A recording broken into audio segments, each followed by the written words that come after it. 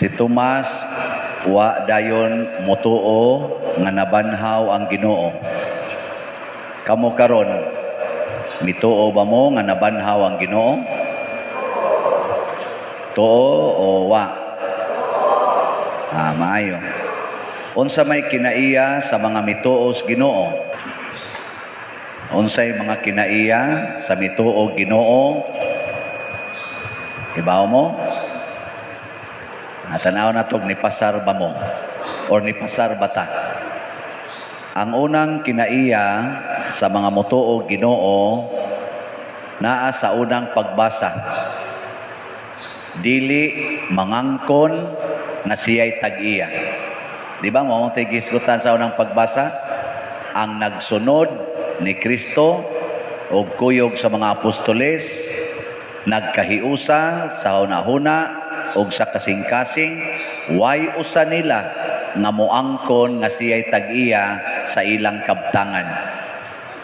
Beka mo karon, tuom ka mo Ginoo, wa na mo mangangkon nga kamoy tag-iya. Kinsa dinhi ang wa gyud mo angkon nga siya'y tag-iya sa tanan nga naa niya karon tas ang kamot. Nganong manglingi mahinoo mo, taas ang kamot ay paglingi-lingi. Mangangin man sad mos uban. Ikaw ba karon unsa man nangangkon ka nga ikay tag-iya? Dili ka, wa ka mutuo Ginoo. Kay ang mutuos Ginoo moingon gyud ang tag-iya mao ang Ginoo. Mao na siya. Niya. Saman nituo mong Kristo nga nabanhaw. Paita di aning manimba nga mga way pagtuo. Ako pangutan-a sa ko, ikaw pa dito ka. Ingna ko. Nya, wa ko mangangkon sa kolekta. Tintal sa ko, mangangkon sa ko sa kolekta. Mangangkon sa ko aning simbahan. Mangangkon sa ko aning ako ning simbahan. Ngangkon ko ako na dihang sakyanan. Wa ko nangangkon ay. Kolekta, wa na ko ang kuna. Ako lang gastoon. Pero wa na ko ang kuna. Kaning simbahan, wa sa din ako ang kuna. Ako lang ning atimanon. Wa sa ko mangangkon aning mga taong kuyog nako. Bisag mga matay pa na sila tanan ugma. Okay ra gyud kayo. Kaya Ginoo may magbuot ana. Wa sa ko mangangkon sa kong naong. Maubitang wa na lang ko'y panghilamos kay wa man ko mangangkon ani. Wa man sa kusuguas Ginoong panghilamos. Ang iyang sugo pag misa. Nawa ko manghilamos. Ikaw na be, lingian na imong tupad ya. Ingna ba? Ingna, wa ka mangangkon sa imong naong. Ingna ko no. Kanang naong ba naamang ginani mo, gatapot mo na ni mo, ingna ko no, ikaw ba na nangangkon ka sa imong naong o wa? Nga lingi tupad ni mo ba? Nga no, mahadlok man mo, mulingi. Nga, simple ra magay na pangutan ha, umutubag. Okay, ugnisan mo tubag, sa ato pa nangangkon na. Ya kanang tanang nangangkon nga siya tag-iya, liwat sa yawa, liwat sa mga Hudiyo nga mipatay ni Hesus. Kaya mga Hudiyo nga mipatay ni Hesus, nangangkon nga sila mo'y tag-iyas kamatuoran, sila mo'y balaod, nga konsupakon, bisag kinsa pa, patyon gyud nila. Mao na nga wa sila'y kaluoy nga mipatay ni Hesus. Ang Ginoo mga igsuon, wa gani mangangkon og langit. Si Hesus wa mo angkon og langit. Ngano man? Nibiya gud siya sa langit. Nga nitipo nato. Wa sa siya mangangkon siyang lawas. Kay iya kong gipakulata ang iyang lawas. Iya kong gipabunog ug iyang gipapatay, gipabitay sa cross. Wa gyud siya mangangkon. Pero siya tag-iya sa tanan. Matod pagani ni San Juan, way nabuhat nga dili pinaagi niya. Magamay og madako, makita og di makita, wa gyud nabuhat nga dili pinaagi kaniya. Pero wa siya mangangkon ni ana. Ninduta no? Nya kamo gusto mong maliwat ni Hesus? Sige, ay na mong pangangkon. Sugdi na naron ha, ay na magpangangkon ha. Iguli sa inyo, kanang inyong anak ay na nag-angkona. Ang sama na sila. No, na. Inyong mga bana, ayaw na nag-angkona. Kanang inyong mga asawa, ayaw na nag-angkona. Ayaw. Kanang inyong balay, ayaw na nag-angkona. Kanang inyong mga yuta, ayaw na nag-angkona. Unsa may imong tawag? Ana nila, mga gasa.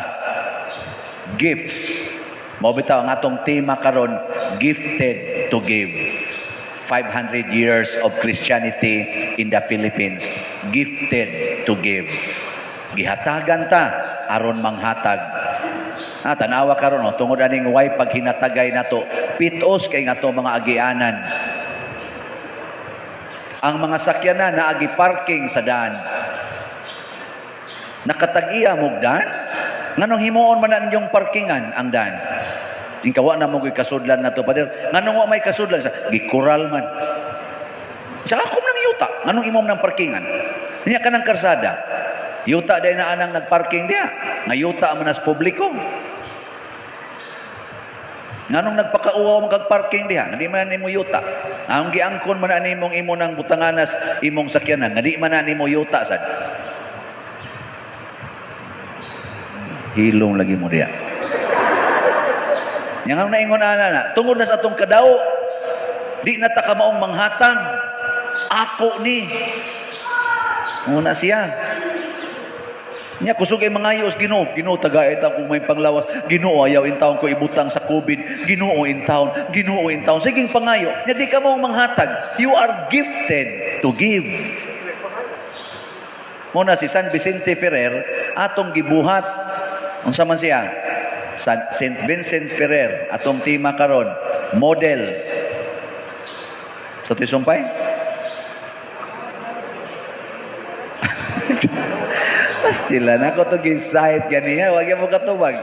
O, mga lektor, huwag mo ka sago. Ikaw, sa Kristan, sago ka. Otro sa choir, sago mo. St. Vincent Ferrer, our model of a gifted giver and miraculous healer. Kanus aman mahimong miraculous healer ang usa ka tawo sama ni San Vicente Ferrer. Kung kamao kang manghatag sa gihatag sa Ginoo diha kanimo. Mao na siya, kung manghatag ka, dugangan kag hatag sa Ginoo, maghinatagay ta aron matod pa sa unang pagbasa, walay usa nga nakulangan, wala say usa nga nasubrahan. Ang tanan nag-angay-angay sumala sa iyang panginahanglan. Ay, niari na to diri, daghan na kayo. Na natay nahimuag balay, nga dako, para sa mga buhi. Gahapon sa, diri sa niari, Pader, namatay akong manghod. Pero tigyod na mong lisura. Ang niari na ako diri, ang ako sang barkada dito sa CPDRC sa una. Ako, laya na day ka. Laya na ko, Pader. Mualagad ako diri, Pader. Nako, sunod na lang. Kaya nanagana magbug ko. Nako, sige, sunod na lang. Suod gud mi ato gud pero wala ko musanong dayon kay basig nailhan sa nya ninyo babay mo Pader ba ana. So ako lang tong gingon mga lagad magina sa madugay din ni sa Pader pertigyong paita namo. O naman tay social action team o giadto dayon dito sa Pader wa gyud kabayad sa lungon. Pila may lungon mga 13 at 15,000. Di ato na sang gitagaan dito. Himo magita tong balay nga dako kayo kana pa bang balay ng perting gamay. Di wala. Karon taon-taon adto na tus bahak magtingkagol. Pero nitabang ta kay gifted to give lagi. Yan na mas daghang ing modonate Pader para nis imo mga kabos nga parokyano. Sunod na sang simana sumad anirong Martisa, magmisa na sa taditos prisuhan. Kay kada ikatulong Martis, magmisa ta. Gasto po taanag mga 30,000 para sa pagkaon. Kitay magmisa, way stipend, kitay mo pakaon dito. Gikan gyapos mga donations. Nya kay naa marasa ni donate ka lain. Na nasubra na mas 30,000. Ipamalit na tong mga sabon, mga toothpaste, o uban pang mga gamit sa ditos prisuhan. Di ba? Gifted to give. Haron iniglaya nila, mangawat na sad, musuyot na sad, Mao na siya kay ila man sang ipaambit ang ilang gift sa pagkakawatan, sa pagkahinuyop ana. Nya kita sa diri nga wa mga wa mo suyop ipaambit sad nato ini kapriso na sad nila. No ana. Nya okay na dili. Okay dili. Muamot mo dili. Mo'y klaro. Ato ra gud na diya mga silingan, ato ra ana ra gud ta sa municipal jails nato sa babae murag mga 30 sila kapin, niya 260 or 270 mga laki. Di natay mga almost 300 nga tagaanan. Kausalas usa ka buwan at least makahatag taog kuan. Mao ni siya resulta sa pagtuo. Kay mutuo ta ni Kristo, makita ta siyang mga samad. Unsa man ang samad ni Kristo nga gipangita ni Tomas. Maunay pagpaambit sa Ginoo sa iyang gugmag kaluoy nato. Nagpakamatay siya para nato. Timailhan ang samad sa iyang kamot, iyang kilid ug iyang tiil. Maunang samara ang motestimonya nato nga ako gani nga inyong Ginoo nagpakamatay, kamo na hinuon mag-inilugay mo anang yuta, magsige mo kinihaay anang inyong mga kural diha kana mga utlanan, pagkawa ninyo ibatasan, pagpakamatay mo para sa usag-usa. Labaw nagyug kang gawali. Bitaw. Kawa sa natoy uwaw. Kita gitagaan sa tanan ang naghatag pagid nato, nagpakamatay pagyud. Kita mag-inilugay, kita magkinihaay, magbinungulay. Tungod lang kay nangabit ang imong bana anang babayhana, imo na nang bungulan, tagda. Tagda. Amiga, harong kamo nang duha mo'y mag-holding hands, kuyog sa imong bana. Di ba? The more, the merrier. Pero wa ka moingon hanga pag kinabitay mo, nakighigala ka. Kay matod pa sa atong ikaduhang pagbasa, ang tao nga nagtuos Ginoo, ang tao nga nituo sa Ginoo, unsa man, mahigugma sa Dios ug magtuman sa iyang mga sugo. Nagsugo din Ginoo pag binungulay kamo. Pag pinasayloay, kapilaman, kapito. Unyag nahigugma kas Ginoo, nganong wa man ka mutuman sa iyang mga sugo, bakakon ka. Kay matod pa ni San Juan sa lain sa niyang suwat, ang tao nga nagingon nahigugma sa Ginoo apan nagdumot siyang isig ka tawo, bakakon na ug iya na sa demonyo. Lingian na imong tupad. Pangutan na, ikaw sa ka, bakakon ka o matinodanon. Sige, pangutan na. Sige, bakakon ka o matinodanon. Kaya nga nung nagsimba-simba man ka din pasabot, nahigugma kas Ginoo, kay imo siyang gisimba. Niya, gihigugma ni mo imo isig kataw. Wa karoy gidumtan. Wa kay gibungol-bungulan. Wa kay gilikay-likayan. Mamalagi mong ningog diya. Ato pa naa. O siya ba? Ang imo ra bang gibungol-bungulan, imo pag yung ugangan. Nga otros ang libakira kayo. Orang imong gibungol-bungulan, imong igsuong pare. Tungod kay nag-ilog mo sa kolekta. Or nag-ilog ba ka mo sa sekretary? Nabi tayo, o sa kapare nga ni istorya na ako ba, yung siya padir, wa jud ko kasabot, kani ba si ko, purti suura na mo anas una, i-mention sa siya, kailangan ko nilang doha, karong padir, di na medyo ko tagdon, di pa jud ko pamisahon siyang teritoryo, mura man ko gi-persecute niya, bastang grabiha, o sa may saan ako, ana ba, sige ginming istorya, sige sinubayay, wa man gisaysa, nako dre, anisay lang ta dre, wa mo mag-conflict sa babae. Isa wa man tagsa raman mi.